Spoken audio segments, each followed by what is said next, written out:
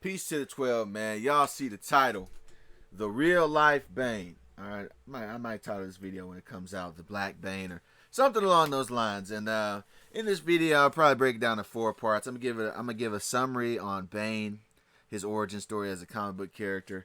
Then I'm gonna go into the history of the real life children that grew up just like Bane did. And then I'm going to go into the scriptures. And then I'm also going to have some bonus content where I once again prove that the so-called black diaspora come back to the children of Israel. So that'll be the video. So let's get into it. You know, when I was growing up, I was really into comic books. You know, I didn't really, as a young child, I didn't really hang out with other kids my age. I was more so immersed in you know, comic books and stuff of that nature. And one of these characters his name is Bane. Now, for those of you who don't know, his origin story is basically Bane was born and raised in the notorious Pina Duro prison on the fictional island nation of Santa Prisca, right? In some versions, he's in prison for the crimes of his father, who was a revolutionary criminal, embodying the concept of corruption of blood, right? He endured a harsh childhood surrounded by violence and brutality, leading to a philosophy of only the strong survive. So that's the origin story of Bane. Now, I know for those of y'all watch Dark Knight Rises, they changed it up. They made it to where he was protecting that girl. I believe it was Talia Ghul, and she was the one that went through the prison. But that is not how it was in the comics. Just throwing it out there. And once again, this is from the DC Comics. It says born in prison on a remote Caribbean island. So he was born and raised in prison. Bane was raised without a pity or compassion as an adult. He served as a test subject for the super steroid called Venom. He escaped to hell and headed to Gotham City, where he chose to make his mark by defeating Batman. Yeah. You know, and as anyone that knows that grew up reading that, you know that he ended up breaking Batman's back. But nonetheless, well, in the United States of America, Louisiana to be specific, black babies were born and raised in prisons. Yes, that's correct. And we're going to get into it. Right? This is the summary, and then we're going to deep dive in a minute. So it says, yes, during the antebellum South, particularly in Louisiana, enslaved black women were sometimes imprisoned in state penitentiaries and housed alongside male prisoners. Right? Here's a breakdown of the historical context. While enslaved people were primarily controlled by their owners, Louisiana was unique in the Deep South for consistently sentencing both enslaved men and women to the state penitentiary for certain offenses. These offenses often involved acts of resistance against the slave system, such as arson, poisoning, or assaulting their enslavers. The Louisiana State Penitentiary housed both male and female enslaved prisoners, which was not common practice elsewhere in the South. For a period of time, enslaved women were the only black prisoners in the penitentiary, creating a unique dynamic and likely impacting their treatment. Although enslaved women were employed in gender-coded labor, washing and mending, their labor was not entirely segregated by race within the penitentiary. Significantly, it appears that the enslaved women and male prisoners were not consistently separated in terms of living quarters until 1856, when a separate building was constructed for female prisoners. Right? And we're going to find out that these female prisoners who were housed with males, they, spoiler alert, of course, they got pregnant, right? And their babies were born in prison, and they didn't get taken out of the prison. They raised them in that prison system, right? The lack of separation prior to 1856 could have led to various forms of exploitation and abuse, including SA and pregnancies within the prison. This practice highlights the vulnerability of enslaved women within the prison system and the unique hardships they faced. In 1848, Louisiana passed a law declaring that all children, now check this out, this is a law that the state of Louisiana passed. In 1848, Louisiana passed a law declaring that all children born in the penitentiary to enslaved women would become property of the state. Right? Straight up, that's what they did. All right, and for those of you that don't know, and most of you guys probably do know, the prison system today is just modern day slavery, right? Even when you read the 13th or 14th Amendment, I can't remember which one. Somebody can put that in the comments. But it states that involuntary servitude, which is slavery, it says involuntary servitude is prohibited unless you are a prisoner, which means what? A prisoner is a slave. All right, just for those of you that don't know. But anyway, these children were to be raised within the prison. Now check this out. Remember Bane, what? Born in prison, right? Bane was born in prison. Check this out. These children were to be raised within the prison until the age of 10, at which point they would be auctioned off and the proceeds would be used to fund public schools for white children. See that? Isn't that crazy? So let me get the scriptures, man, because, it's part of the curses. Deuteronomy 28:15. But it shall come to pass, if thou wilt not hearken unto the voice of the Lord Yahweh thy God, to observe to do all his commandments and his statutes, which I command thee this day, that all these curses shall come upon thee and overtake thee. So it gives you, in Deuteronomy 28, it gives you a list of curses that the children of Israel would go through if we disobeyed our Creator, our God, right? The Lord, our power, whose name is Yahweh, right? So one of the curses is in Deuteronomy 28:32, where it says, thy sons and thy daughters shall be given unto another people, and thine eyes shall look, and fail with longing for them all the day long, and there shall be no might in thine hand, right? Because when those children were born in those prisons, at the age of 10, state came and seized them, sold them off, and then spent that money on white schools, and you didn't have no say about it. There was no might in your hand about it, right? It talks about it as well in Deuteronomy 28:41, where it says, you will father sons and daughters, but they will not remain yours, because they will go into captivity. And that's exactly what happened, right? Children were auctioned off at the age of 10. Now we're going to do a deep dive about the slavery in Baton Rouge, Louisiana, and about, all the things that did impacting the children. So just for the record, before I go any further, there are people who, that's why they say art imitates life. This fictional character, Bane, was born in a prison, right, and raised in a prison, grew up in a prison, and this was actually happening, all right, to the so-called Black Bane in Louisiana. So, yeah. So anyway, let's get into it. Slavery in Baton Rouge, twice chained enslaved women in the Louisiana State Penitentiary by Maddie Tinsley. Right? So let's read this. It says, within the penitentiary, enslaved women were first to work from sunup to sundown for the financial gain of others. They resided in deplorable conditions, and several would die of disease. Some of these women would even conceive and give birth to children while in the penitentiary.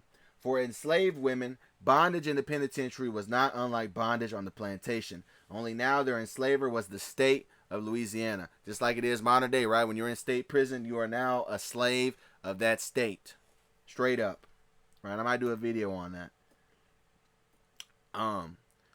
Children born in the penitentiary. In addition to having to live in the harsh confinement and poor conditions of the penitentiary themselves, many of these enslaved women also had to raise their children in that environment. Between 1835 and 1862, 15 children resided in the penitentiary with their mothers. Some of these children's mothers likely entered the penitentiary already pregnant, such as Jenny, who entered the penitentiary in March of 1859 and gave birth to her son Joe Wilson that same year. Marceline, an enslaved woman sentenced to the 5 years for assaulting a white, entered the penitentiary in 1853 with her 9-year-old daughter, Henrietta. However, the vast majority of the children born in the penitentiary were conceived after their mothers were imprisoned. In each case, the fathers of these children are unknown, given that female prisoners did not live completely separately from male prisoners until 1856. It is possible that these children were fathered by male prisoners, enslaved or free. However, it is also possible that these children were fathered by the penitentiary's officers or leasers, as these men worked in close contact with the penitentiary and would have had access to the female prisoners. Oh, I have no doubt that all three of those things were true. They probably had children by free men, by people that were in prison, and also by guards in the prisons. Because how do I know that? Well, because in modern day, right, in the modern day prison system, you have many guards who are out there having intercourse with prisoners, all right, both male and female. So they damn sure were doing it back then. There were no cameras.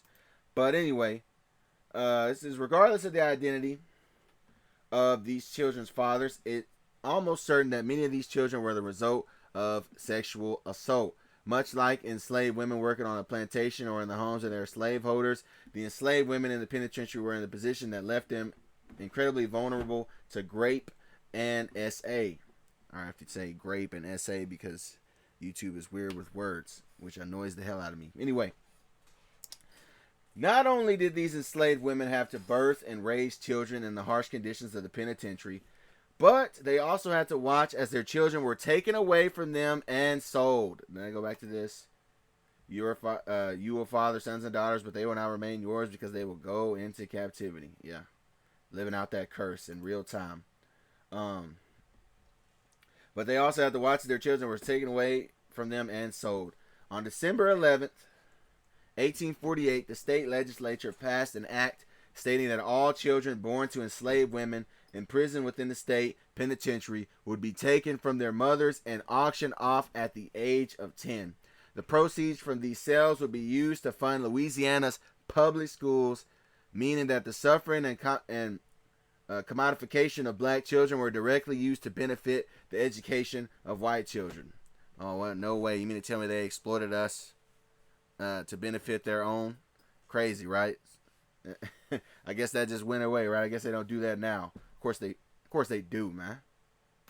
You know what I mean? You know how many things that you see today that people have, and those things are straight up made by prisoners, right? Straight up.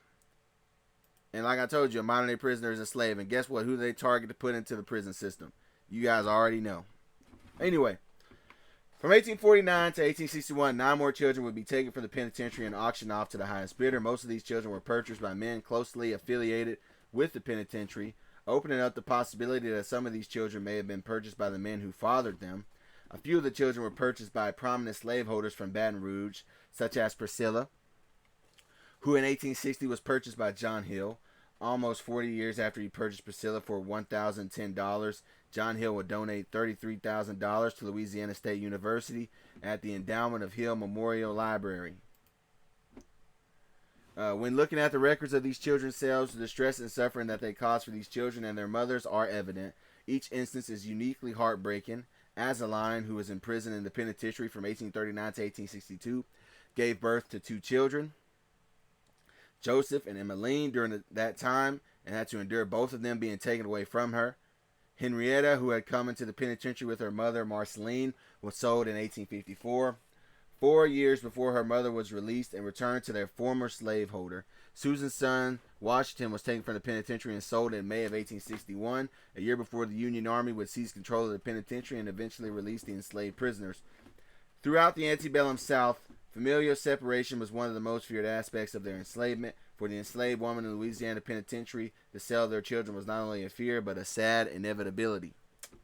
Yep. You know. So, yeah, you know. That's what was going on.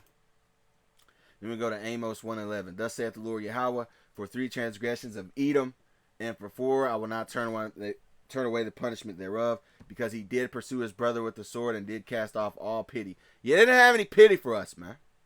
And his anger did tear perpetually, and he kept his wrath forever. And yeah, they still have all this anger and and hatred, right? Hence why they gave that damn wench damn near $1 million for calling a kid the N-word. Hence why they co-opt words like woke, and they co-opt words like black fatigue and use it as a derogatory term for so-called black people, right? Because they have that perpetual hatred for us. And if you don't see that, your ass is going to see that in due time. Just better hope it's not too late. But anyway, with that, we're going to go to the bonus content, like I said. Now, for the bonus content, I want to prove with evidence, with books, with maps, that we are the so-called children of Israel, specifically the blacks of captivity in the Western Hemisphere. We are, in fact, the Israelites, right? John O'Gilby, right? This is a Scottish translator and impresario. He was born in 1600, Scotland, right? Died in 1676. He wrote a book with this long-ass title, Africa being an accurate description of the regions of Egypt, blah, blah, blah, land of Negroes, you know, that long title. We're going to go to page 334.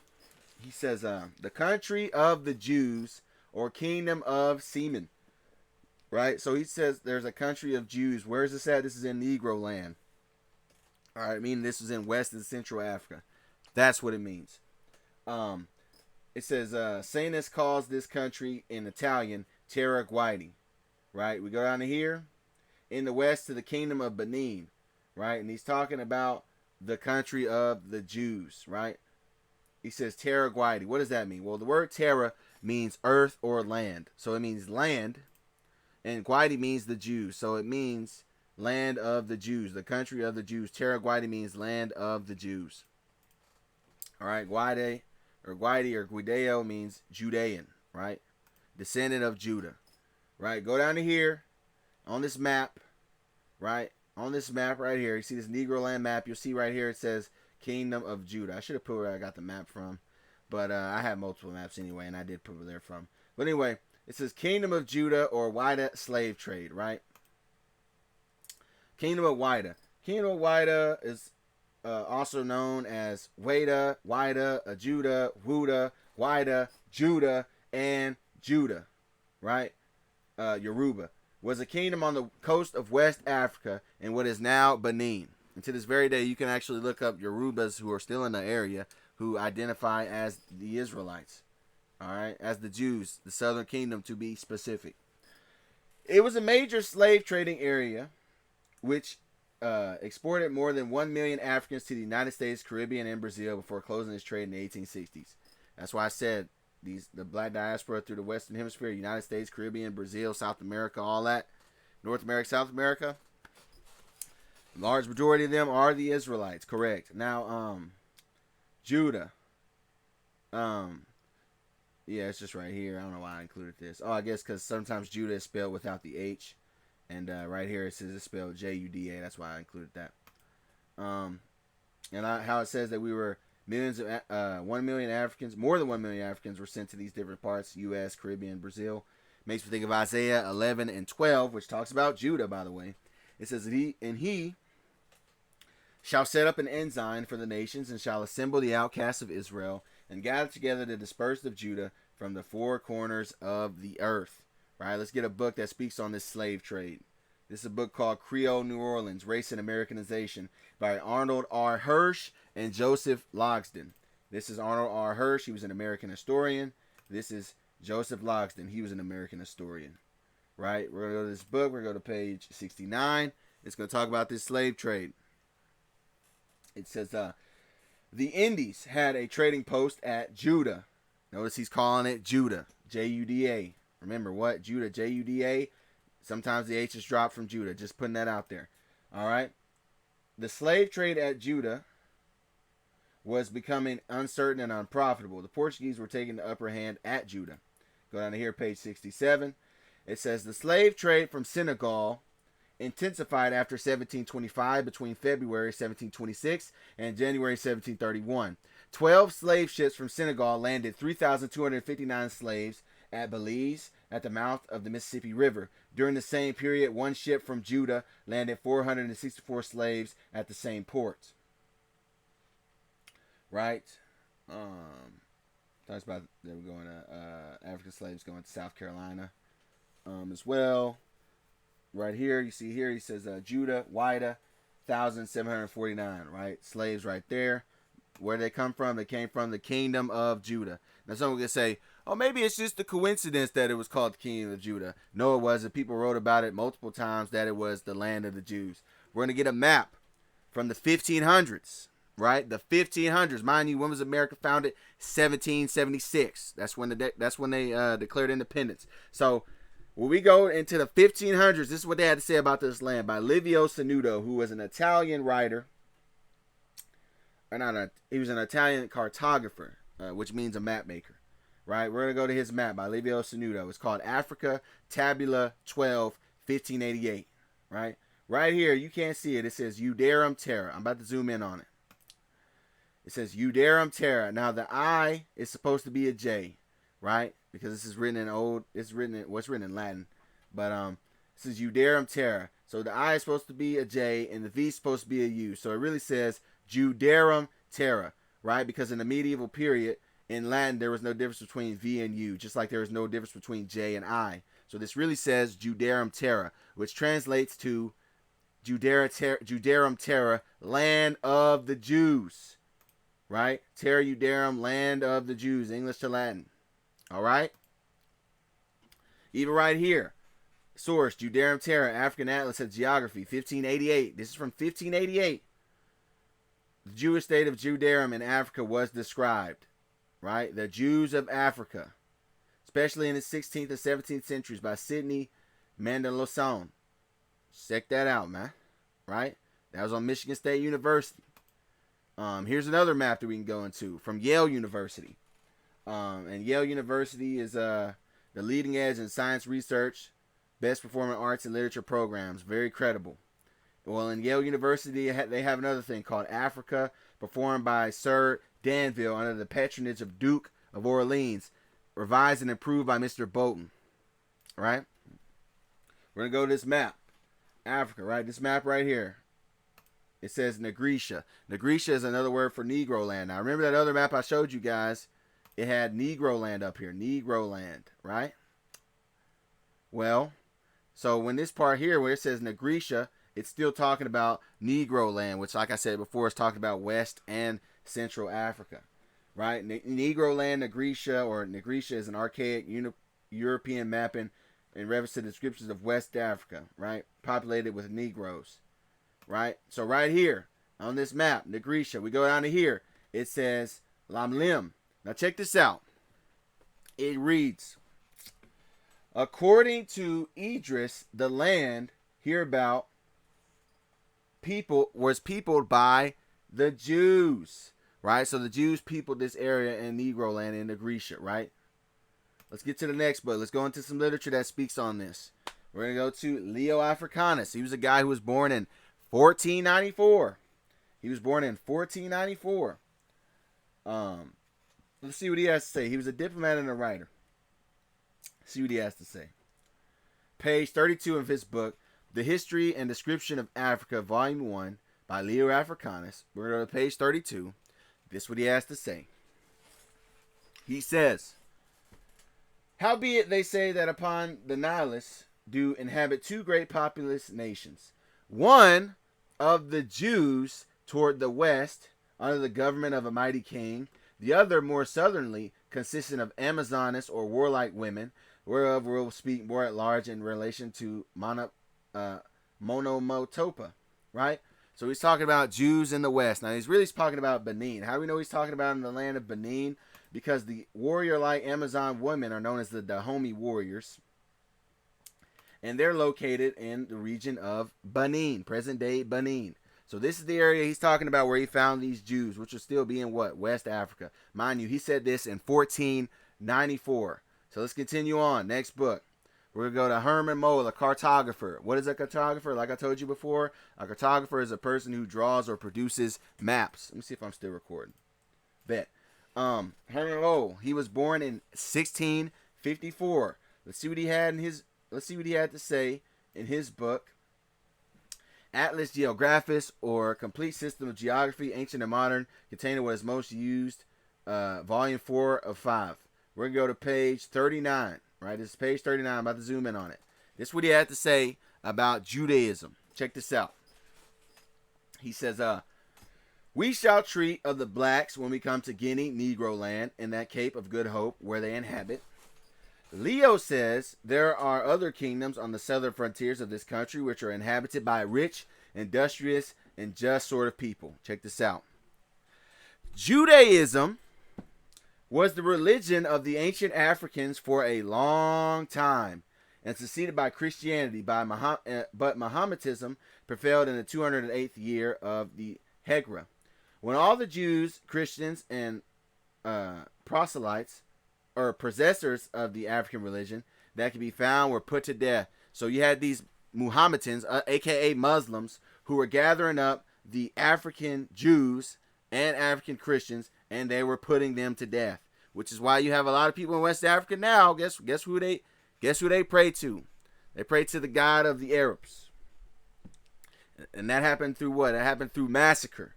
Anyway, yet in the process of time, their incessant quarrels made them neglect Muhammad's law and revolt from the Caliph of Baghdad, from which they were severely punished by the Mohammedan caliphs who caused all their books to be burnt. So they were burning our Bibles. They were burning our literature, our books, on suspicion that the knowledge of the arts and sciences prompted them to contend with Muhammad's law. Right? So, yeah, Judaism was the religion of the ancient Africans for a long time. Right? It's talking about in Western Africa. He even quoted Leo Leo who? Leo Africanis, guy I referenced earlier. So let's get to the next book. James Gray Jackson, born between the 1700s and the 1800s. Doesn't give me his birthday, but he died in 1850. James Gray Jackson was a business person. Let's see what he had to say in his book, An Account of Timbuktu and Hassa Territories into the Interior of Africa, page 475. Right? He says, page 187.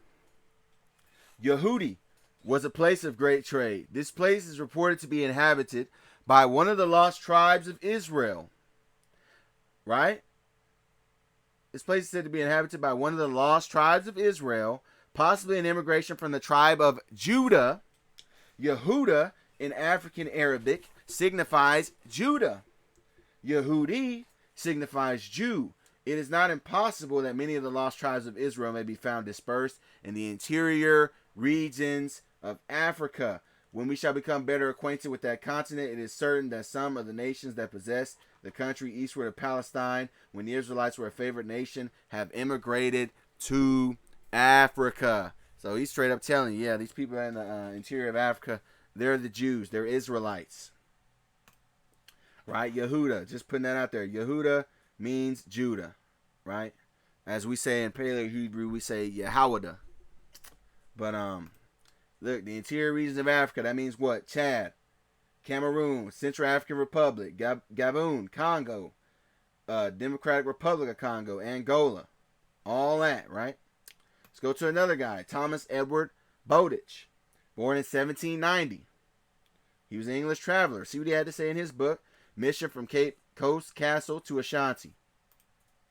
He says on page 186, the Niger, after leaving the lake, was invaluably described as dividing two large streams. And we're going down to here. He says the smaller stream running northwards by Yehudi, a place of great tree. Now we know Yehudi, like I said before, signifies Yehuda, right, which means Judah. Let's go to the next book. Guy by the name of Allesie Recluse, born in 1830. Right, he was a geographer, writer, and he was an anarchist. We're gonna go to his book, Universal Geography, volume 12.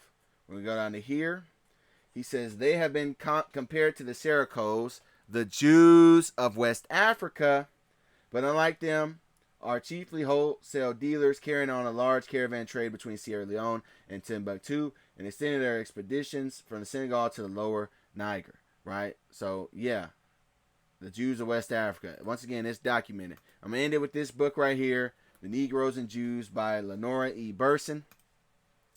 Page 212. She says, Negroes' claim to be Jewish is legitimate. The land of Israel is located in Western Asia and borders on North Africa. All the native inhabitants of that region were non-white. When Spain expelled its Jews in 1492, many of them went to Africa. It seems probable that some of them were brought later to America as slaves, which they were. I already showed y'all that. The spirituals never sing of African rivers. It's always the Jordan or the Red Sea. They don't sing about African chiefs or kings. It's David or Moses or some other Jewish character from the Bible. Yeah, because we are the Israelites, man. All right, that was my little bonus content. So like I broke it down, right? We went into the character of Bane, how he was born in prison. Then we talked about in the Louisiana prison system, you had so-called black babies born in prison, right? Then we went into the scriptures about the curses of how our children would be taken away from the parents.